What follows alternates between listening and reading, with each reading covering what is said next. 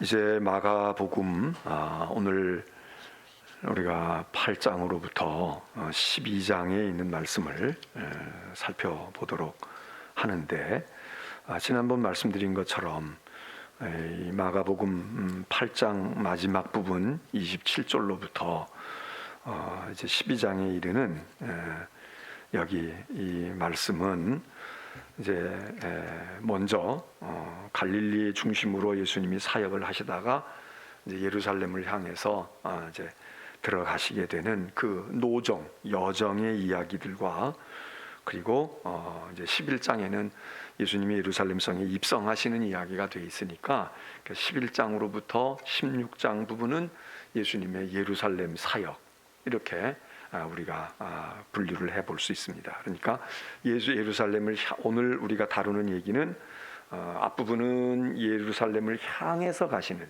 예루살렘을 향해 가시는 그때의 예수님의 사역, 그리고는 이제 종려주일 예수님께서 예루살렘 성에 입성하시는 이야기가 11장에 나오는데, 그래서 11장부터는 진짜 예루살렘에서 예수님의 사역을 우리들이 이제 이 말씀을 통해서 대하게 됩니다.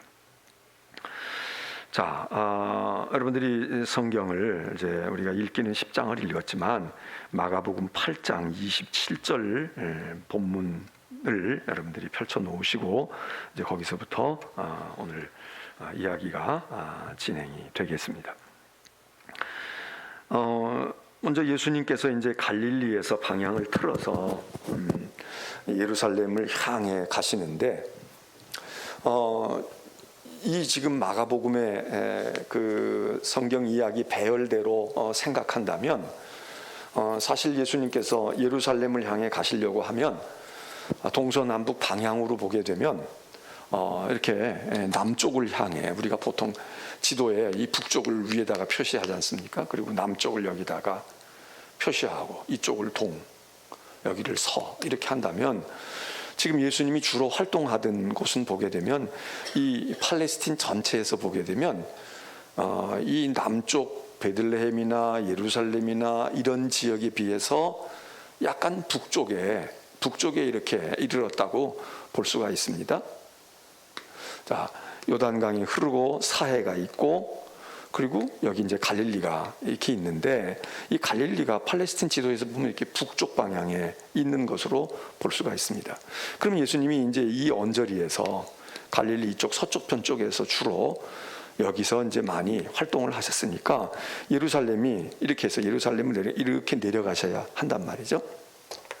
그런데 이렇게 예루살렘을 향해서 내려가시려고 하면 방향을 남쪽으로 잡으셔야 되는데, 지금 우리가 읽고 있는 오늘 읽지는 않았지만 8장 27절로부터 되어 있는 우리가 잘 아는 예수님께서 가이사라 빌립보라고 하는 지방의 지경의 그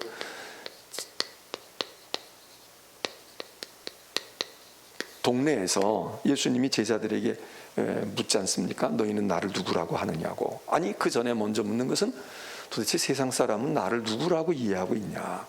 그리고는 뭐라고 대답하니까, 그러면 세상 사람은 그렇게 이해하는데 너희들은 나를 누구라고 생각하느냐? 아니, 3년 동안 예수님 따라다니고 지금 이제 알 만큼 다 알았는데 갑자기 예수님이 도대체 정말 너희들은 나를 누구라고 생각하느냐고, 이런 질문이 이 예사로운 질문은 아니지 않습니까? 근데 하여튼 그 질문을 여기서 하는 겁니다. 가이사라 빌립보. 근데 이 가이사라 빌립보는 지형으로 보면 갈릴리에서 이리로 방향을 가야 되는데 그게 아니고 이게 더 올라간다 이거지.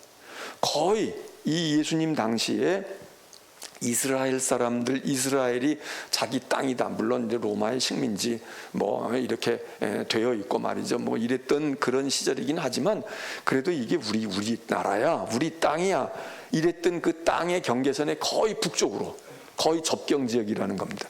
여기를 벗어나면 여기는 남의 나라가 되는 거예요. 그러니까 이 접경 지역 북쪽까지 예수님이 방향을 이리로 가셔야 되는데 이리로 올라간 걸로 되어 있단 말이죠. 왜? 가이사라 빌립보에 이르러서 예수님께서 제자들에게 질문을 하셨다고 그렇게 하고 있으니까, 그러면 아마 예수님께서 내가 이제 얼마 안 있을 테니까 내가 그냥 전국 팔도를 한번 그래도 저 북쪽 함경도나 평안도까지 갔다가 내가 저기 남쪽 부산을 향해 가리라, 뭐 이런 생각을 하신 건 아닌 것 같은데, 어쨌든 예수님께서 갈릴리 여정에서 예루살렘을 향하여 그러면 이렇게 출발해서 여기서 이렇게 가야 될 것 같았는데, 이 지금 기록되어 있는 이야기는 여기서 되어진 이야기, 그리고 여기서 다시 이제 예수님이 남쪽으로 쭉 들어오는, 그래서 이 전 여정이 우리가 지금 이야기하고 있는 오늘 마가복음 8장에서부터 12장에 이르는 이야기가 된다 이거죠. 그리고 이제 여기 예루살렘에 들어가는 것은 11장, 우리가 알고 있는 예수님의 예루살렘 입성에서부터 16장에 이르는 것, 이 동안의 이야기는 온팍 여기 예루살렘에서 이제 이야기가 되지 않겠습니까? 자, 이런 이제 지형적으로 우리가 이해할 때 예루살렘을 향하여 그렇게 했으니까 예수님이 당연히 예루살렘 쪽에 방향을 두고 그렇게 간 것처럼 생각할 수 있지만, 그렇지 않고 예수님은 반대로 오히려 예루살렘을 더 멀리하는 북쪽 저 가이사랴 빌립보까지 올라가셨다가 거기서 이제 예루살렘을 향해서 내려가신다.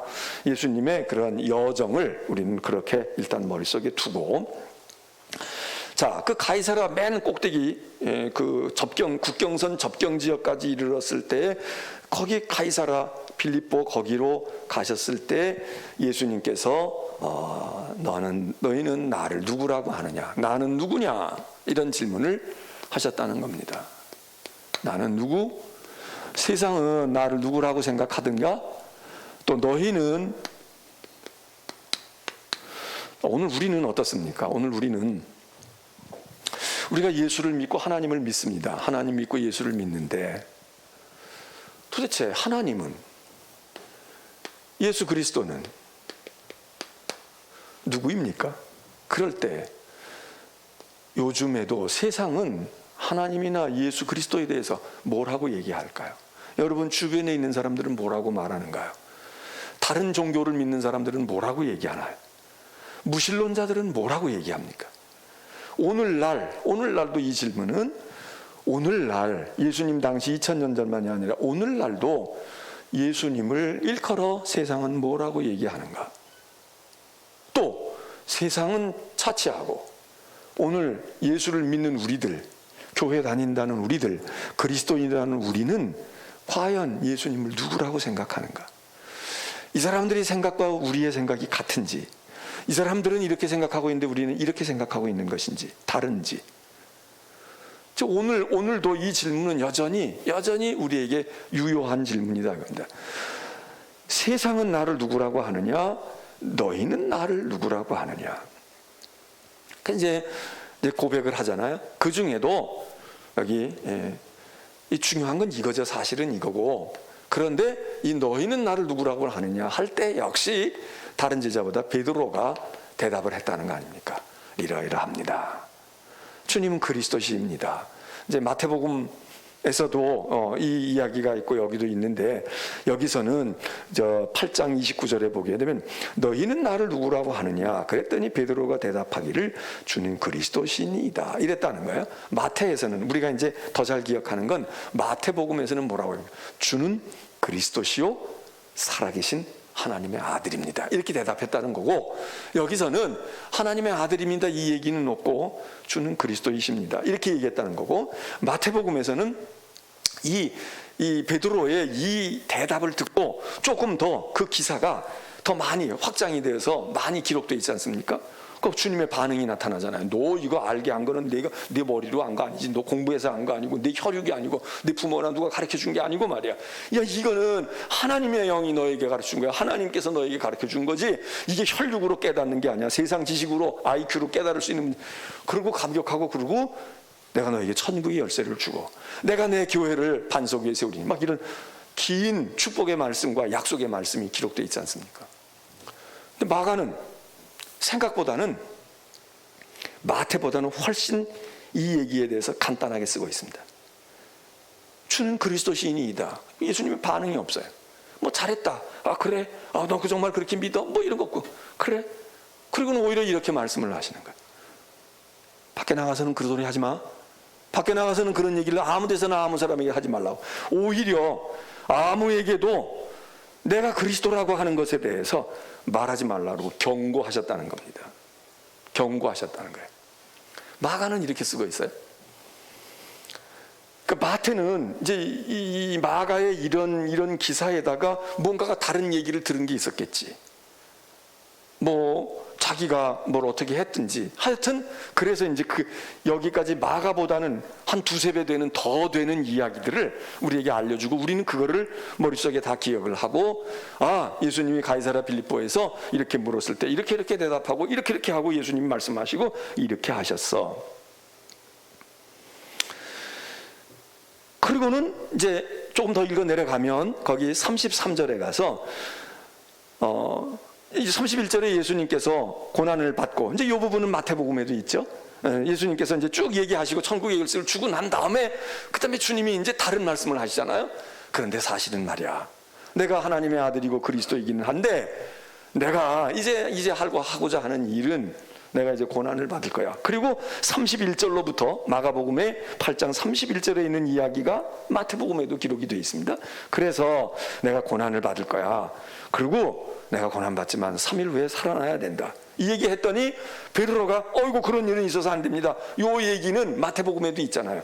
그래 여기 베드로가 예수님 붙들고 항변하는데 그러면서 아이고 선생님 그 무슨 말씀입니까? 뭐 이러니까 이 베드로를 칭찬한 이야기는 없고 예수님께서 마태복음에도 이 얘기는 있지만 베드로를 꾸짖었다는 거 아닙니까? 사탄아 내 뒤로 물러가라.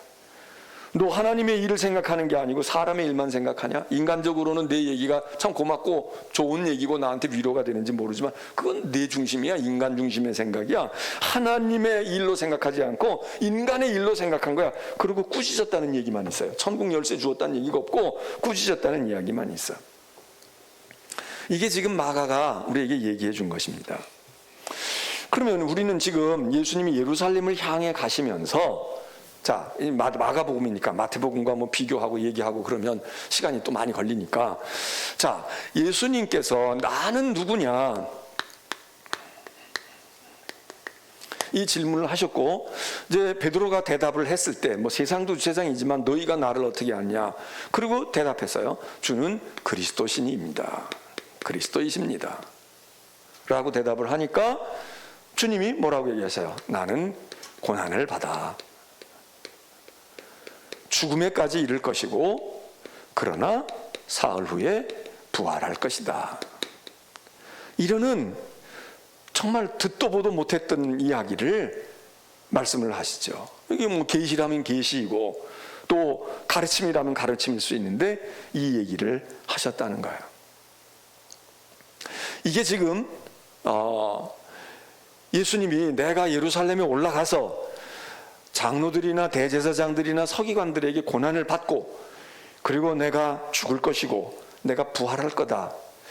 이거를 주님의 예언 또는 예고, 미리 알려주시는 예고 이런 우리가 흔히 이야기합니다. 예수님의 순환 또는 부활 예고. 그런데 이 예고를 마가복음이 3차례에 걸쳐서 얘기를 합니다. 이게 지금 첫 번째예요. 여기 8장에 나타나는 게 첫 번째야. 그리고 두 번째, 세 번째 거의 똑같은 말씀을 내가 예루살렘에 들어가서 고난을 받는다, 죽을 거다 또는 십자가에 죽을 거다 그리고 부활할 거다. 이 얘기를 예수님께서 3차례에 걸쳐서 그것도 1년에 한 번씩 얘기하신 게 아니라 지금 이 긴박한 순간에 불과 얼마 남지 않냐고 예수님의 생애의 마지막 단계에서 3차례를 말씀하신 것으로 마가는 우리에게 전해주고 있습니다. 그럼 이게 무엇을 얘기할까? 우리가 지난번에 얘기한 것처럼 이제 마가는 예수님이 예루살렘과 예루살렘을 향해 갔던 하여튼 이 중심의 사역에 예수님의 중요한 사역은 기적을 행하고 병을 고치고 축복하시고 뭐 놀라운 능력을 행하시고 이것도 중요하지만 그래서 우리가 이 세상에 고통당하고 짓눌림을 당하고 죄의 짐을 지고 고달픈 우리의 인생을 그렇게 능력자가 되시고 기적을 행하는 분이 되시고 하나님이신가 봐 이렇게 생각해서 우리에게 소망을 주고 우리를 구원하시는 구원자이기도 하지만 예수님의 또 하나 정말 예수님이 우리에게 구원자가 되신다고 하는 것을 더 정말 가장 우리가 확실하게 알고 더 분명하게 깨닫고, 맞아, 그러니까 주님은 우리의 구세주이셔, 이거를 결정적으로 우리가 아주 100% 고백하게 하는 것은 바로 예수님이 병 고치고 예수님이 우리를 구원해주고 예수님이 우리를 축복하시고 예수님이 막 하늘에서 불 떨어지게 하시고 이러는 능력보다 예수님이 지금 여기 이 부분에서 이제 나타난다 이거죠. 이 부분에서 진짜 예수님의 볼 가장 중요한 핵심의 모습이 나타나는데, 예수님은 우리와 같이 고난받는 종이다 이겁니다. 지금 마태복음, 마가복음 앞부분에서 고난을 극복하게 하시는 분, 또는 해결하시는 분, 이기게 하시는 분, 이것도 메시아입니다. 이것도 중요한 그리스도의 모습이죠. 그러니까 예수님에게는 병 걸려도 상관없어. 죽어도 살려내셔. 주님은 불가능한 게 없으셔. 이제 이거를 보여주면서, 야, 예수님이 메시아야, 예수 믿으면 복받아, 예수 믿으면 형통해, 예수 믿으면 다 이길 수 있어, 문제가 다 풀 수가 있다고, 이것만이 아니라 정말 예수가 나의 구주가 되시고 나의 메시아가 되신다는 것은 어떤 것을 통해서? 그분이 고난을 당하셨네. 여기는 두 가지가 의미가 있죠. 우리와 같이. 그분도 아프신 때가 있다는 거야. 그분도 전에 그런 어려움을 겪으셨대. 그분도 그런 고난을 받으셨대. 그런 오해를 받으셨대. 그런 아픔이 있으셨대. 그렇게 멸시를 받으셨대. 우리와 같다는 게, 우리와 같다는 게 뭐야? 우리의 약함과 우리의 여러 가지 문제가 많고 눈물과 고통과 애통이 있는 거. 그래, 그러면서 우리가 동질감을 느낍니다. 아유, 그래, 그분은 고생 안 하고 산 줄 알았는데, 아유, 그분도 그렇게 고생하고 살았다는구만. 아유, 그분은 말이지. 여러분, 우리 신앙생활 할 때도 그렇잖아요. 예수 잘 믿어가지고, 야, 가난했는데 부자 됐대. 아유, 그 자식이 속색이었는데 기도 열심히 했더니 회개하고 돌아왔다는 거야. 그리고 뭐가 문제가 있는데 잘 해결됐대. 여러분, 이렇게 해서 우리가 위로를 얻고 이렇게 해서 희망을 얻는 경우도 있지만, 아이고, 그 장로님 알고 봤더니 맨날 웃고 다니시고 말이야, 아주 별일 없는 것 같고, 부부가 화목하고 그런 줄 알았는데 알고 봤더니 그분들도 부부 위기가 있었다네. 거의 안 사는 지경, 몇 년은 별거까지 했다는 거야. 또는 그 장로님 예수 잘 믿고 그러셔가지고 자식들도 말이야 참 축복.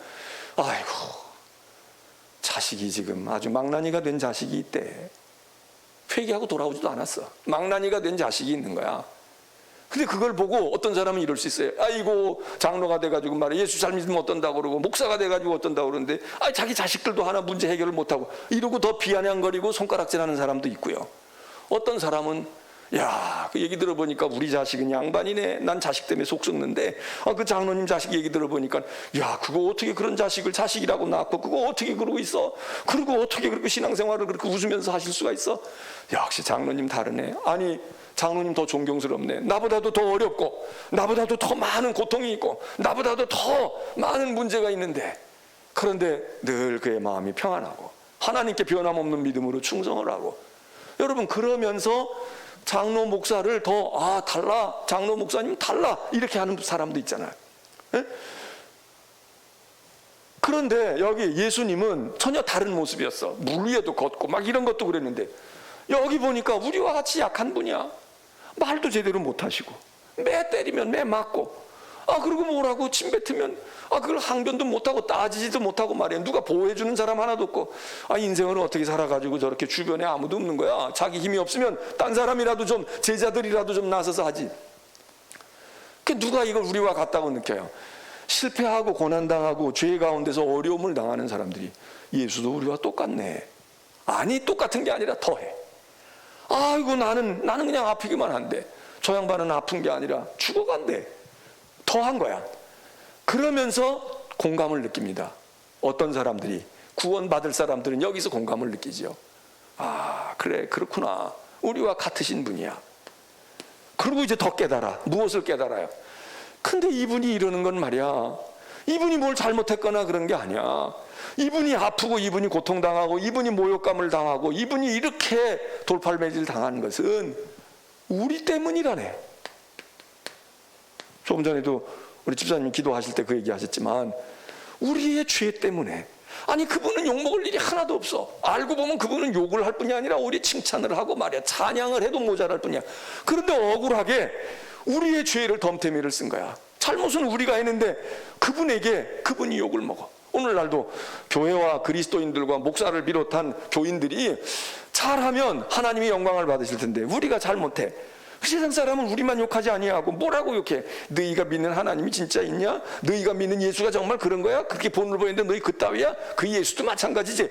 이러고, 아니 우리 때문에 저분이 고통당하고 저분이 욕먹을 이유가 하나도 없어. 저분은 고결한 분이야. 그런데 그분이 그렇게 세상에서 비아냥거림을 받고 비웃음을 당하고 조롱을 당하는 것은 우리 때문인데, 그거를 그래서 우리 대신, 우리를 위하여, 예?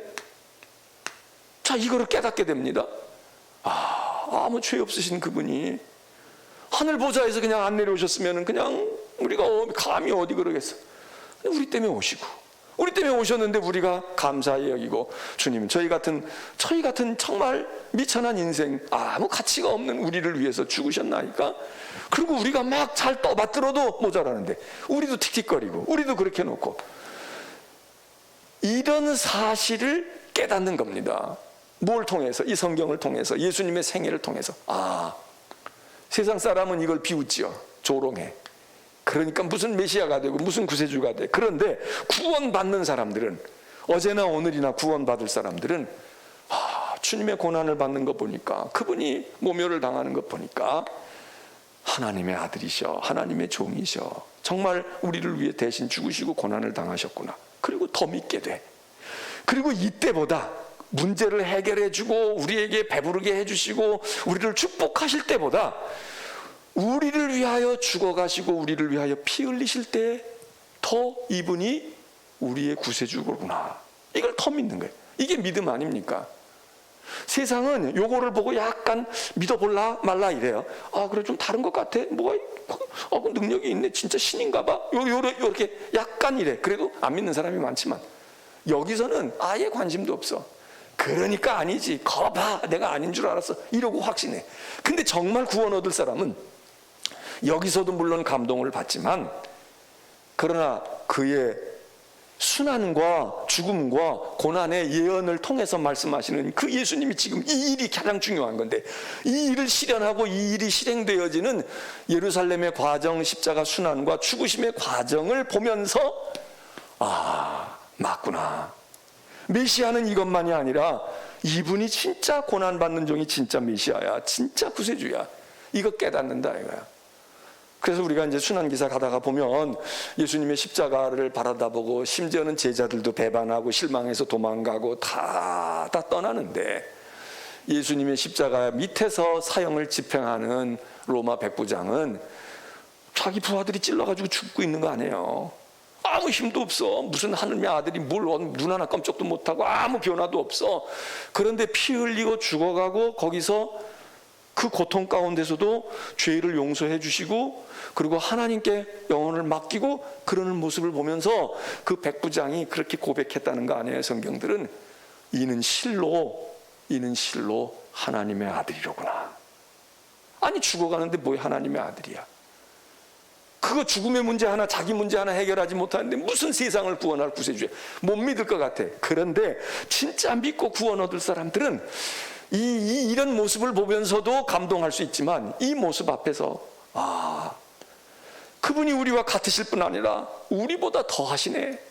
우리보다 더한 고통과 더한 괴로움을, 더한 위기를 몸소 짊어지시고 사시는 분, 그리고 살지도 못하고 죽으시는 분. 그리고 그가 그렇게 당한 것은 힘이 없어서가 아니라 우리를 위하여, 우리를 대속하고 구원하기 위하여, 이 두 가지 사실이 딱 묶어지게 될 때에 예수가 하나님의 아들이고 그리스도이시구나, 이거 딱 느낀다. 그러니까 마태복음의 앞부분에서는 지금 이 얘기를 많이 하잖아요. 능력의 주님, 물론 지금 8장 이후에도 간간히 나옵니다. 귀신 쫓아내는 얘기도 나오지만 여기 전체적인 색깔은 뭐냐? 고난을 받으시는 거예요. 고통을 당하고 괴로운 짐을 지고 사람만도 못하고 우리보다 더 형편없이 그의 삶이 죽음을 향해, 고난과 순환을 받으면서 죽음을 향해 이르러가는 것. 그래서 사실 오늘날도요. 그래서 야, 정말 믿는 자를 볼까? 믿음을 가지기가 쉽지 않습니다. 점점점 믿는 사람들이 많잖아지고 믿다가도 다 흐지부지 되거나 완전히 배도하는 사람도 생깁니다. 그러나 다 그럴까요?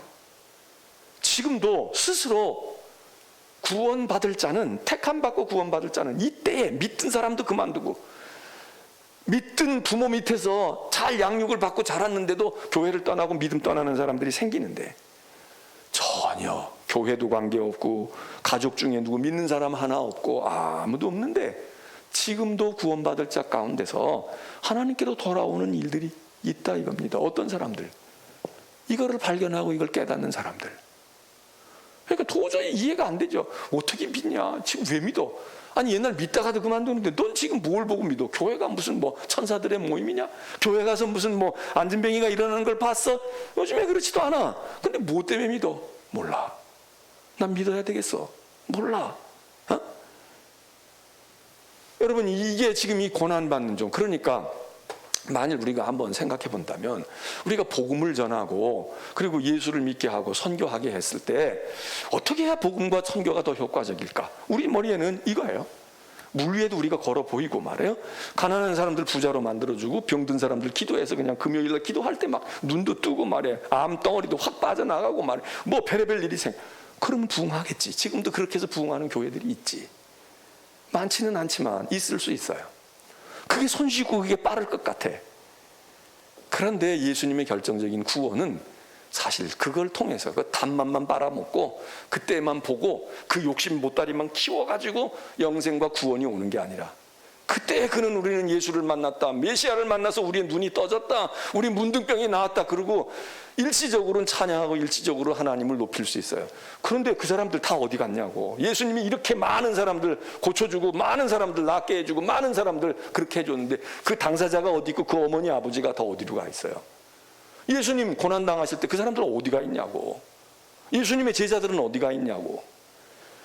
결정적이고 정말 중요한 것은 예수가 고난을 극복하고 해결하는 능력자로 만나고 경험하고 인격적으로 만나는 거 좋지만, 맨날 인격적으로 만난다는 얘기 많이 하는데 만나는 거 좋아요. 근데 그 인격적이라는 게 뭐예요? 아, 나는 아무것도 아니고 그런 거 아니고 난 진짜 중심으로 뭐 어쩌고 얘기해. 그 중심으로 그렇게 한 사람들 이때 다 어디 갔냐고. 이 고난 앞에 어디가 있냐고. 그런데 정말 예수님께서 메시아 되시는 것을 나타내고 경험하고 느끼는 사람들은 누구냐? 아, 이분이 우리와 같이 아픈 양반이야. 우리보다 더한 고난을 세상에서 당했네. 그리고 그것은 우리는 대개가 우리 스스로가 자업자득이지만 이분은 당신이 그런 일을 당할 아무 이유 없는 분인데 고난을 당하네. 왜? 우리를 위하여, 우리 죄짐을 대신 지시기 위해서, 우리의 잘못과 허물 때문에 우리가 죽어야 하는데 그분이 오히려 엉뚱하게 다 뒤집어 쓰고 어려움을 당하고 고난을 당하고 죽으시고 희생되셨네. 이 사실을 깨닫는 사람들이 진짜 복음을 아는 사람들이고, 진짜 복음이 주는 메시지는 이거지. 예수님이 무슨 기적을 행하고 능력을 행했다, 이것만으로 문제가 다 해결될 것 같지만 안 된다 이거예요. 결국은 예수님의 십자가, 예수님의 구원의 사역은 십자가 순환의 정점에서 되는데, 그래서 이 얘기를 3차례씩이나 걸쳐서 지금 예수님이 이야기를 합니다. 예수님이 말씀을 하셔요. 근데 이제 우리가 이 복음서를 이 복음서 저자들이 이렇게 기록해 놓은 것들을 보게 되면 내용도 내용이지만 그 사건 하나, 이야기 하나, 이런 얘기들이 이렇게 배열이 된 그거를 우리가 잘 그거를 읽어볼 수 있다면 우리는 거기에서 더 이 문맥상으로 나타나는 복음서 저자들이 이거를 알려주려고 무진히 했었구나, 이걸 깨닫게 된단 말이죠. 무슨 얘기냐? 이런 겁니다. 자, 거기 지금 우리가 마가복음 8장 이야기를 했어요. 예수님이 순환과 부활을 예고합니다. 예수님이 순환과 부활 예고를 언제 해요? 그냥 내가 오늘 할 얘기가 있다, 이제 오늘 내가 얘기하는 건 귀담아 들어야 돼, 건성으로 들으면 안 돼, 이러고 얘기하시지 않아. 어디에 있느냐? 아까 얘기한 것처럼 베드로의 고백 다음 부분에 나와요. 베드로의 고백 다음 부분에 나온다고. 베드로의 고백처럼 하는 고백도 아무나 할 수는 없어. 예수가 누구이신가? 그리스도이십니다. 이렇게 고백하는 거 세상 사람이 할 수 없어. 그런데 이 고백을 하고 나니까 예수님께서 야, 그거 아무나 얘기하지 마. 그 얘기는 예수님이 때가 안 됐으니까 말하지 말라 이런 것도 되겠지만, 지금 때의 관점에서도 이거는 지금 아직은 발설할 때가 아니야. 아직은 가만히 있어. 그냥 지금은 아무 얘기하지 마. 그냥 너만 알고 있어. 우리가 이럴 수 있잖아요. 가족 간에도 큰아이한테 얘기해놓고 야, 동생들에겐 얘기하지 마. 내가 엄마가 알아서 얘기할 테니까 아직은 그냥 너만 알고 있어라. 뭐 이럴 수도 있잖아요. 무언가가 어떤 뜻을 가지고. 때가 아직 아닐 수도 있고, 또 하나는 이거를 얘기해봐야 듣는 사람이 믿음으로 듣지 않으면 오해가 일어나고 쓸데없는 말거리가 생기고 골치만 아파. 그러니까 아무에게나 말하지 말아라. 야, 그 얘기는 진리이지만 그 얘기를 얘기해봐야 씨도 안 먹어. 효과도 없어. 더 복잡해져. 그러니까 아무에게나 말하지 마. 얘기할 만한 사람들에게 말해. 이런 뜻일 수도 있습니다. 어쨌든 그렇게 얘기를 했어요. 그리고는 예수님께서 제자들에게 야, 내가 그리스도라고 하는 건 아무에게나 얘기하지 말어. 그 지금 얘기할 때가 아니야. 이런 뜻으로 얘기했다면, 그런데 예수님이 그러면서 그 제자들에게는 뭘 얘기하십니까? 순환에 대한 얘기를 하셔. 내가 이제 사실은 내가 지금 가이사라 빌립보의 꼭대기까지 올라와 있지만 말이야, 내가 예루살렘으로 가야 한다. 그럼 갈릴리 지나서 그럼 더 내려갈 걸 왜 여기로 올라오셨어요? 뭐 이럴 수도 있잖아요. 어쨌든 예루살렘으로 간다. 거기 가서 내가 고난받고 내가 죽을 거야. 그리고 3일 만에 나는 부활해야 돼. 이 얘기하십니다. 우리가 고백하고 우리가 예수를 그리스도로 알아보고 주님을 나의 구주로 고백하면 주님께서 그래, 이제 내가 네 구세주가 됐으니까 너희는 아무 문제 없을 거야. 너는 고난이 없고 아무것도 없다. 이렇게 말씀하실 수도 있는데, 우리 믿음이 깊어지고 우리의 신앙이 좀 성장하고 이제 좀 철이 들면, 그럼 우리가 복음을 통해서든지 신앙생활을 하다가 예수 믿고 나는 무거운 짐을 벗으려고 신앙생활을 하고 걱정 근심을 덜으려고 신앙생활을 하고 세상에 많은 풍파를 하나님이 보호해 주시고 산성과 방패가 되신다니까 예수를 믿어요. 그래서 믿음이 자라. 그래서 그렇게 믿고 보니까 마음도 든든하고 밖에 나가 일할 때도 두렵지 않고 나보다 강한 사람을 만나도 내가 꿀릴 것 없고 주님이 내 편이시고 나와. 이런 믿음으로 가. 근데 믿음이 점점 깊어져. 점점 깊어지면서 그동안에는 예수님이 나를 보호해 주시고 내 힘이 되시고 내 변호사가 되시고 나를 위해서 무언가 축복하시는 예수님이 너무 고맙고 그 확신이 들어서 할렐루야 아멘 이렇게 했는데, 철들고 보니까 엄마 아빠가 나를 위해서 맨날 깨워주고 밥해주고 좋은 거 해주고 그리고 용돈도 넉넉히 주고, 그래서 나는 엄마 아빠가 최고야. 나는 엄마 아빠가 하늘보다 더 좋아. 다른 최고야. 우리 엄마 이러고 맨날 엄지손가락 이러고 쳐들고 있었는데, 철들고 보니까 그 엄마 아빠가 그거 하기 위해서 당신네들은 제대로 먹지도 못해. 당신네들은 제대로 놀지도 못해. 아파도 아프다 소리를 안 해. 이게 보이기 시작하잖아. 보이잖아요. 철이 들어. 이제 사춘기가 되고 철이 들어. 그러면은 엄마 아빠가 해주는 게 편한 것만이 아니야. 엄마 아빠가 나 이거 해주려고, 내 용돈 주려고, 나 생활비 조금 넉넉하게 주려고 엄마는 걸어 다녀. 엄마는 택시 타면 돼. 그 택시도 안 타고 그 버스 기다리고 말이야, 그 지하철 기다리고 그러고 막 힘도 없으면서 비틀비틀하면서 그걸 깨달아. 그러면은 엄마 진짜 아버지의 사랑을 어떻게 느껴야 돼요? 야, 나를 위해서 이렇게 많은 고난을 당하고 나를 위해서 이렇게 희생하고 당신들은 좋은 것도 다 쉬는 것도 그러고 있구나. 그리고 나를 위한 희생과 수고와 나를 향한 헌신이 보이잖아요. 그거를 보면서 엄마가 엄마이고 아빠가 아빠인 거지. 엄마가 나한테 주어지는 돈, 엄마가 나한테 해준 것 잘해주는 그거 카드 건네주고 용돈 넉넉히 주고 좋은 거 사주고 선물 보따리 갖다 주는 걸 보고 우리 엄마, 우리 아빠 최고야. 우리 엄마가 하는 일은 최고다. 이렇게 생각이 돼요? 그렇게 생각되어지는 것은 그건 어리석은 것입니다.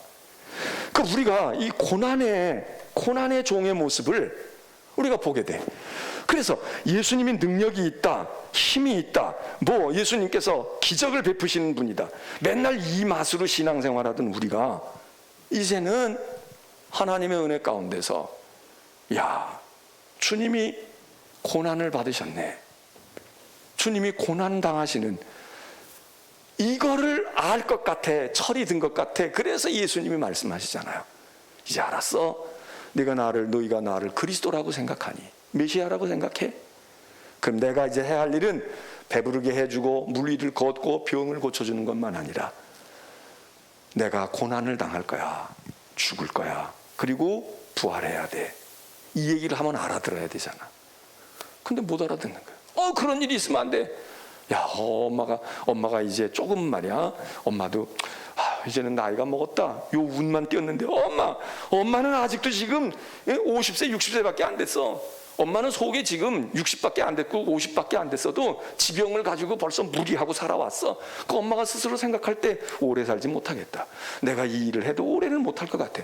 이래서 운을 띄웠는데 철이 들었다고 생각했는데 엄마 그게 기분 나쁘게 그런 소리 하지 마. 내가 엄마를 지키고 엄마 행복하게 해주고 엄마 돈 많이 벌어줄 테니까 엄마 걱정하지 말라고 흰소리나 뻥뻥해. 그게 지금 베드로 얘기 아닙니까? 절대로 그런 일 없다고. 그렇게 그 기분 나쁜 얘기 왜 하느냐고 말해. 그러니까 주님이 뭐라고 얘기하셔요? 사탄아, 뒤로 물러가라. 뒤로 물러가라. 이 얘기는 보기 싫어. 그 얘기도 있지만 뒤로 물러가라. 참 성경을 우리가 이제 해석하고 이해하는 거를 어떻게 하느냐에 따라 달라. 뒤로 물러가라 그 얘기는 너 앞에서 얼씬거리지 마. 꼴도 보기 싫어. 내 시야에서 사라져. 이런 의미가 될 수도 있습니다. 베드로가 앞에서 얘기했을 거 아니에요. 뒤로 물러가. 뒤로 물러가. 이 얘기는 그러면서 예수님이 이렇게 말씀하시잖아요. 너는 사람의 일을 생각하고 하나님의 일을 생각하지 않아. 하나님의 일로 생각하지 않고 인간적인 생각으로만 해.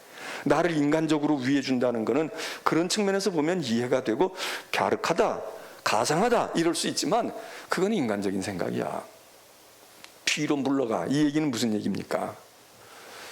제자들이 이제 웬만큼 우리가 알아. 예수를 알아. 3년 동안 따라다녔고 이젠 예루살렘 가니까 뭔가 시대가 좀 달라지나 봐. 그리고 지금 분위기들이 이상하게 돌아가잖아요. 우리 마가복음 읽어보게 되면 다른 복음도 마찬가지지만 제자들 사이에 은근한 암투가 이제 본격적으로 나온단 말이에요. 전에도 물론 속으로 그랬지만 그때는 별거 아니야. 왜? 그래 봐야 갈릴리에서 빈둥빈둥 돌고 있고 먹어봐야 얼마나 잘 먹겠어요. 대단해봐야 얼마나 대단하겠어요. 그럴 때에는 그래 네가 해. 너 예수님 모시고 가. 너가 하든지 그래. 이랬는데 예수님이 이제 달라졌단 말이에요. 예루살렘으로 간다 이거야. 자, 이 예루살렘이 어디예요? 이게 뭔가 상황이 달라져. 그 제자들이 긴장한 것 같아. 이제 막 정신이 퍼뜩 든 것 같아. 그래서 예민해집니다. 예수님도 물론 예민하셨겠지만 십자가를 지러 가시니까 제자들이 예민해. 그래서 안에서 막 서로 경계하는 거야. 그리고 서로 이거 무슨 일이야? 까딱 잘못하면 말이야. 이거 주님 오른쪽에 왼쪽에 누가 앉을 건가? 이런 생각들이 딱 든다 이거죠. 그래서 지금 성경에 그 얘기가 많이 나와. 예수님은 지금 고난의 십자가를 지는 것도 힘든 일인데 이 제자들의 이 욕망과 이 잘못된 오해를 풀어줘야 되고 다스려야 되고 이걸 짓눌러야 돼. 그러니까 예수님이 계속 얘기하는 거야. 으뜸이 되려고 하면 꼴찌가 돼야 하는 거야. 섬김을 받으려고 하지 말고 섬기는 자가 돼야 된다. 이런 얘기를 자꾸 얘기해. 너희들 왜 다투냐? 천국엔 말이야 큰 사람이 따로 있는 게 아니야. 그래서 애들 불러다가 이렇게 놓고 천국의 주인은 이 아이와 같은 거지. 어른이나 제사장이나 대제사장이나 서기관들이 그게 아니야. 바리새인이 아니라고. 이 어린아이, 너희한테도 쫓겨나는 이 어린아이, 너희들이 시끄럽다고 내쫓는 아이 쫓아내지 마. 걔네들이 천국의 주인이야. 데리고 와. 그리고 안수하고 축복한다. 애들을 위해서 안수하고 축복하는 것도 있지만 애들이 소중해서 그런 것도 있지만 이 한심한 어른들이라고 하는 사람들, 너희들 지금 뭐 하고 있냐? 그리고 제자들 지금 예수님은 다 있는 것도 다 털고 지금 다 이제 진을 다 뽑으러 가는데 제자들은 뭔가 일확천금이 생길 것처럼 생각하고 오른쪽에 누가 앉을까? 왼쪽에 누가 앉을까? 그리고 생전에 안 그랬는데 조용히 예수님 면담하자고 그러잖아요. 야고보와 요한이 슬그머니 예수님에게 와서 선생님, 우리가 좀 긴밀히 드릴 말씀이 있습니다. 뭔데? 우리가 좀 필요한 것 있는데 전 우리가 9 형제나 이렇게 따라하고 우리 엄마까지도 이렇게 하고 우리 아버지는 우리들 때문에 혼자 기러기 삶을 살고 우리 어머니 맨날 음식도 해다 드리고 돈도 제공하고 우리 9 형제가 이렇게 해서 우리가 이렇게 됐는데 주님 우리 기억하실 거죠? 그런데 주님 언젠가 때가 될 때 좌우에 주님 가까이서 제가 잘 모시고 싶습니다. 변함없이 잘 모시고 싶습니다. 무슨 얘기입니까? 속 보이는 얘기지. 그냥 잘 모셨으면 그냥 계속해서 그냥 모셔. 그런데 좌우에 우리가 가장 측근으로 요즘에 뭐 많이 측근이 뭐냐, 어디까지가 측근이냐, 뭐 말장난들 하고 앉았고 말이에요. 뭘 국어사전이 어떻고 뭐는 측근이고 뭐는 아니다 그러고, 기라고 우기는 쪽에서는 그러니까 그렇다고 그런 거고, 아니라는 쪽에서는 그러니까 아니라고 그러고, 여기 지금 이 노름을 하잖아요. 측근이 되고 싶습니다. 아니, 측근이라는 표현은 안 쓰더라도요, 오른쪽 왼쪽에 우리 아우 형제가 지금도 우리가 잘 보필하고 있는데, 예루살렘에서도 그리할 것인데, 주님 그러시겠죠? 다짐을 받지 않습니까? 또 그 정보가 새어 나갔어. 어떻게 새어 나갔는지 몰라. 새어 나갔어. 가서 자랑을 했는지, 아니면 그 다음부터 태도가 달라졌는지. 저것들 봐라. 저것들 보니까 무언가가 지금 선생님 만나서 거래를 했나 봐. 지들이 나가서 입방아 쪄가지고 우리가 예수님에게 약속 받았다고 할 수도 있고, 아니면 그런 얘기는 안 하지만 행동머리를 그렇게 하는 거야. 딱 가슴 펴고 말해. 전과 달라. 그리고 말해, 공공연하게 자기들이 무슨 호위무산화된 것처럼 그랬는지도 모르지. 그랬는지 안 그랬는지 우리가 천국 가서 물어보자고. 야고보 요한 보고 어떻게 해서 들통났냐고, 또 다른 제자들 보고 어떻게 해서 그 정보를 입수했냐고. 그 어머니가, 야고보 요한 어머니가 혹시 정보를 누설했냐고. 자, 이게 말이에요.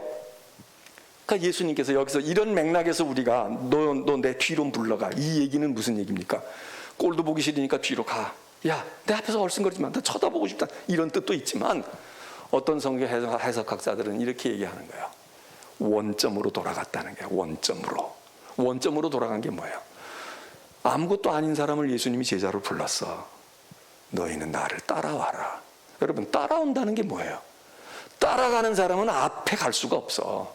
앞에 가면서 따라가? 지가 먼저 가고, 그리고 이제 예수님 따라갑니다, 주님 이럴 수는 없잖아요. 따라가는 사람은 뒤를 따라가야 돼. 뒤에. 근데 지금 예수님은 앞에 서 있어. 이것들이 오른편 왼편에 앉아달라는 것도 저희들 아이디어고, 그리고 뭐 어쨌다 그러고, 그런 일은 안 됩니다, 내가 막아 설 겁니다. 주님 그러려면 예루살렘 가지 마십시오. 그리고 가도요, 제가 주님 앞에서 제가 몸으로 막을 겁니다. 예수님께서, 야, 나를 따르라고. 내 뒤로 와. 내 앞에 서 있지 마. 내 앞에 있지 말고 내 뒤로 와. 뒤로 물러가라. 뒤로, 사탄아, 뒤로 물러가. 너 3년 동안 헛배웠어. 내 뒤를 따라. 내가 예루살렘으로 가든 여리고도 가든 넌 내 뒤에서 따라와. 아무 소리 하지 말고, 이래라 저래라 하지 말고 내 뒤를 따라. 여러분, 우리가 신앙생활 하면서 우리가 믿음의 생활 열심히 하다가 보면 조금 앞서 나갈 수도 있어요. 교회에서도 목사 앞설 수도 있어. 더 헌신적이고 더 좋은 생각이 있을 수도 있고, 더 목을 가질 수도 있어. 그래서 앞에 서서 이렇다 저렇다 할 수도 있어요. 근데 이건 근본적으로 아니야. 제가 지난 주일 오후에 권사주 체예배 때도 말씀을 드렸지만, 예수님이 얘기하시는 거야. 베드로 보고, 너 그렇게 잘났어? 너 그렇게 해? 너가 내 앞에 서서 나를 인도할 거야? 내가 너를 불렀잖아. 넌 내 제자 아니야. 지금도 너는 나를 따라야 돼. 나를 따라라. 나를 따라오라고. 너희가 나를 따라오면 내가 너희를 사람 낚는 어부로 되게 하겠다. 예수님이 3년 전에 제자들을 부를 때 날 따라와. 그럼 뒤에서 따라가야지. 아무 소리 말고 뒤에서 따라가야지. 앞에서 얼씬거리고 앞에서 방향 잡으려고 그러고 앞에서 그러고. 이게 베드로는요, 내가 무슨 내 사업을 한다고 하겠습니까? 야고보는 내가 이건 뭐 내일 합니까? 주님 일을 위해서 제가 이렇게 헌신하는데. 그런 식으로 하는 게 아니다. 너는 그게 지금, 너는 하나님의 일을 한다라고 그래서 나를 위한다고 하지만 그건 사람 일이야. 내 일이야. 너 인간적이야. 하나님의 일은 그렇게 하는 게 아니야. 내 뒤에 와. 뒤로 물러가. 뒤로 물러가. 그 얘기는 뭐니까, 뒤로 가서 날 따라와. 내 앞에서 길 막거나 나를 이끌고 가려고 하지 말고 뒤로 물러가라. 이 얘기 아닙니까? 예수님께서 뒤로 물러가는 게 보기 싫어서 뒤로. 그럼 주님이 그냥 돌아서면 되지. 난 모르겠다. 고개 돌리면 되잖아. 뒤로 와라. 뒤로 물러가. 내가 지금 거기 서 있어서 그런 말을 하고 그런 행동을 할 게 아니야. 너는 뒤로 가. 내 가는 길을 네가 막을 수 없어. 너는 뒤로 가. 원점으로 돌아가. 3년 전으로 다시 돌아갔어. 날 따르든지 말든지. 3차례에 걸쳐서 예수님이 순환 예고를 이제 하시는데, 이런 말씀들이 여기 기록되어 있습니다. 근데 뭐 시간이 없어서 제가 뭐 이렇게 하고 끝나면 저도 좋긴 좋아. 근데 그러고 그냥 그 다음으로 가면 되지. 근데 여기 지금 이런 구조가, 이런 패턴이 계속되고 있어요. 이런 얘기들이 계속 지금 되고 있다고. 그러니까 사건 하나하나, 스토리 하나하나에서도 우리가 의미를 찾아야 되지만, 이게 이 사건과 그 앞에 있는 사건과 그 뒤에 있는 이야기가, 이게 다 무언가가 문맥상 연결을 짓고 있는 거예요. 그러면서 예수님 말씀하셔요. 너 내 뒤로 물러가라. 그렇게 얘기하시면서 뭐라고 얘기합니까? 34절. 자, 이 33절에 뒤로 물러가 이렇게 얘기하고는 34절에 아주 본격적으로 얘기하셔요. 야, 누구든지 날 따라오려거든, 그 뒤로 물러가라고 했으니까 따라오라고 하셨잖아. 그러면 정말 너 뒤로 물러가서 날 따라오려면 무슨 생각을 해야 되느냐? 너를 부인해야 돼. 너 인정하면 안 돼. 너를 부인해. 그리고 부인을 어디까지 하느냐? 네 십자가를 지고 나를 따라. 너를 부인하고, 부인을 그냥 어디까지 부인하고 자기 부정을 하느냐? 죽음에까지, 죽는 데까지 너를 부인해. 그래야 제자가 되고, 그래야 하나님의 일을 이룬다, 이거 아닙니까? 그러면서 그렇게 자기를 부인하고 십자가를 지면 36절에 자기 목숨을 잃으면 구원하리라. 그게 구원이야. 그게 사는 길이야. 그게 영생이야. 내가 높아져서 높아지는 게 아니고, 내가 낮아짐으로 높아지고, 내가 살아서 앞장서 가지고 막 설쳐서 되는 일이 아니라 목숨을 잃고 죽는다. 그게 구원이야. 그게 영생이라고. 자, 이게 그 다음에도 이제 9장에 가게 되면 변화산 이야기도 나오잖아요.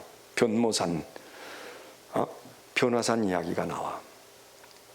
제자를 데리고 따로 올라가서 모세, 엘리야, 예수님 이렇게 돼요. 그럼 여러분 얼마나 큰 체험을 한 겁니까? 대단한 체험을 했지. 누구도 이런 체험 한 적이 없어. 예수님만 한 분 뵈는 것도 그런데 모세야 엘리야까지 다 등장해가지고 결국은 주님으로 모든 것이 딱 종합되어지는 그런 광경을 경험해. 그랬는데 그 다음 사건이 뭡니까? 우리가 잘 아는 귀신 들린 아이를 부모가, 아버지가 데리고 왔는데 고치지를 못하는 거야. 제자들이 못 고치고 있는 거야. 그래서 우리는 이게 믿음 없다, 그리고 기도해야 된다 이렇게 얘기하지만, 이 전체 맥락에서 보게 되면 그런 얘기뿐만 아니라 하나님의 은혜를 알고 믿음을 가지고 변화산에서 영광스러운 모세, 엘리야의 모습을 보는 것도 큰 은혜지만, 이 땅에 귀신 들려 있고 이 땅의 문제, 우리는 이걸 왜 귀신을 못 내쫓습니까? 그러니까 예수님이 이렇게 얘기해요. 믿음이 없기 때문이야. 그 애 아버지 보고도 믿음이 없어서 안 되는 거야. 제자들 보고도 믿음이 없으니까, 고쳐달라는 사람이나 고치는 사람이나 믿음이 없어. 믿음이 없기 때문이야. 어떻게 선생님은 고치십니까? 그게 거기에 대한 답이야. 너희는 믿음이 없어. 그럼 당신은 뭐야? 난 믿음이 있다, 이거 아니에요. 그러면서 예수님께서 하시는 말씀이, 그럼 그 믿음은 어떻게 말해요? 그러면 어떻게 그런 일을 하겠습니까? 믿음 때문인데, 그러면 어떻게 해요? 그러니까 예수님이 그때 하시는 말씀이, 기도 외에는, 그러니까 믿음은 기도, 이런 등식이 성립이 되잖아요. 믿음이 없어서 문제야. 그 믿음은 어떻게 생기냐? 기도 외에는 다른 방법이 없어. 예수님께서 이 믿음의 관점에 대한 이야기를 말씀을 쭉 하십니다. 자, 이런 이야기들이 지금 계속 쭉 이어지는데, 오늘 제가 다 설명을 드리기는 어려울 것 같고, 이제 이러는 과정에서 예수님이 순환 예고를 두 번째 또 예고하시고 세 번째 또 예고하셔요. 제자들이 막 다투고 길 가면서 누가 높으냐 누가 크냐, 그러니까 예수님께서 참 그 답답한 상황 속에서 예수님은 순환 얘기를 하셨는데, 제자들은 여전히 순환 받으러 가는 분을 따라가는 제자들이 아니야. 지금 무언가가 횡재하고 무언가가 대단하게 될 걸 기대하고 가는 이 제자들을 여러분 데리고 가는 주님의 마음이 어떻겠어요? 저것들을 데리고 가서 내가 도움이 될 게 하나도 없어. 오히려 짐이 되고 더 복잡해지고 문제만 더 꼬여. 그런데도 그걸 버릴 수 없고 그들을 데리고 가시면서 틈틈이 또 좀 알아들을래나? 조금 지나고 나서 또 알아들을까? 변화가 거의 없어요. 변화가 거의 없어. 그러니까 우리가 이런 맥락에서 이제 나중에 우리 이제 다음 시간에 예수님의 마가복음에 의한 예수님의 마지막 생애를 보지만, 우리가 잘 아는 겟세마네 동산에서 제자들인들 졸고 싶었겠어요? 제자들도 졸고 싶지 않았을 거야. 점점 심각해지잖아요. 예수님이 빵 떼어주고, 물론 유월절 식사라고는 하지만 그 떼어주고, 이게 내가 흘리는 피다, 내 살이다, 먹고 너희가 영생해라 뭐 이러고 얘기하시는데, 얼마나 본인들도 이게 심상치 않구나, 이게 뭐가 심상치 않구나, 그걸 전혀 몰랐을까요? 느끼기는 했을 거야. 그럼에도 불구하고 겟세마네 동산에서 주님이 내가 몹시 고민이 많아 죽을 지경인데 나와 1시 동안이라도 깨어있으라고 얘기할 때에 그 사람들이 깨어있기 싫었겠냐고요. 에이, 농담일까요? 주님이 뭐 에이 맨날 그랬잖아, 그러니까 뭐 에이 오늘도 그냥 하는 얘기야 이러고 들었겠냐고. 저는 그렇게 생각 안 해요. 그때 심각하게 들었을 거야. 야, 주님 이런 말씀 안 하셨는데, 그 주님 표정 뭐 고민해 죽게 됐다 이런 얘기 안 하셨는데, 주님 그래 뭔지 모르지만 우리 깨어 있어야 되겠다, 기도로 도와야지, 이 생각 안 했겠어요? 우리 교인들이 주일날 거룩한 주일을 못 지키거나 새벽에 나와서 기도하십시오 그러는데 그냥 여기로 듣고 이를 흘리는 분들도 꽤 있을 거야. 근데 어떤 분들은 그렇지 않아. 그래 내가 가야지, 그래도 내가 명색이 구원사인데, 내가 집사인데 말이야, 내가 그래도 이제 내가 그래도 이제 뭐 얼마나 남았겠어, 나도 그렇고, 그러니까 해야지, 마음으로 생각을 해요. 그러면 그런 마음을 생각한다고 그게 다 행동으로 옮겨오느냐? 마음이 원치 않아서 그게 아니야. 그래서 예수님도 얘기하잖아. 너희가 마음에는 원이로되 육신이 약하도다 이러고 예수님이 좋게 해석해 주신 것도 있지만 실제일 수도 있어요. 너희가 마음에 원하기는 원해. 그런데 원한다고 해서 되지가 않아. 왜? 평소에 기도 안 했는데. 평소에 안 하던 공부하려고 해봐요. 이게 되겠어? 평소에 성질이 있고 성격이 있어. 이걸 막 갈고 닦고 막 노력을 해도 이게 며칠 견디다가 튀어나오는데 아예 그 노력을 안 해. 그런데 뭐 내가 한번 마음 먹고 나 오늘부터 이제 내가 내 성질 성격 안 부릴 거야, 그런다고 그날 안 하고 그 다음날 안 되겠어요? 이게 노력을 해도 안 돼. 그러니까 주님이 그것도 아신 것 같아. 너희도 마음의 원이긴 원일 거다. 그런데 안 하던 기도 하려니 10분 만에 잠드는 거고, 뭔가가 심상하다, 이거는 가땅치가 않아, 그러고 느끼기는 느꼈겠지만 뭘 어떻게 해야 될지 모르고 뭘 기도를 해봤어야지, 은혜를 알았어야지. 그러니까 예수님께서 마음은 원이로되 육신이 약하도다. 여러분, 제자들이 졸고 1시간 깨어있지 못한 것은 그날 특별히 음식 많이 먹고 포도주 건하게 먹어가지고 그냥 잠들었다 이렇게 해석할 수도 있겠지만 할 수가 없어. 가능하지가 않아. 왜? 그동안 세월들 동안에 주님이 새벽에도 나가 기도하고 혼자 나가 조용히 기도하시기도 하고 틈 있을 때 가르치기도 했는데 안 들어먹었잖아. 안 했잖아. 몸에 배지가 않았어. 근데 어떻게 해? 못해요. 보고도 못하는 거야. 그리고 그 결과는 뭐겠어요? 그거 못하니까, 거기 깨어있지 못하니까 그 다음 그림이 환한 거야. 안 가봐도 알아. 제자들이 예수님 따라갈까? 못 따라가요. 십자가 골고다까지 갈까? 못 간다니까. 왜? 1시간도 못 깨어있는데 어떻게 고난의 동산에까지 가서 주님 옆에 가서 강도 끌어내리고 죽이려면 나 죽여라 그러고 매달리는 녀석이 하나도 없잖아. 그게 우리잖아요. 왜? 겟세마네 동산에서 깨어있는 거, 깨어있지 못한 거 보면 결과가 뻔하다니까. 어떻게 그걸 해? 못해. 도망가게 돼 있어. 다 도망가게 돼 있어. 그러니까 주님은 혼자서 가시는 거야. 그러니까 우리가 겟세마네 동산의 기도, 저도 그렇게 설교하지요.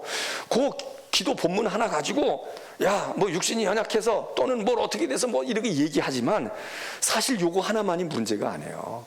이게 연결이 돼 있다고. 뿌리가 쭉 연결이 돼 있어. 우리가 성경을 숲으로 보면, 우리가 들어가면서 보면 그래서 그렇게 됐구나, 그래서 결론이 그렇게 났구나, 그래서 제자들이 떠나고, 그래서 배반하고, 그래서 기도 못하니까 이렇게 됐고, 그리고 예수님은 홀로 가시는구나, 이거 아니에요.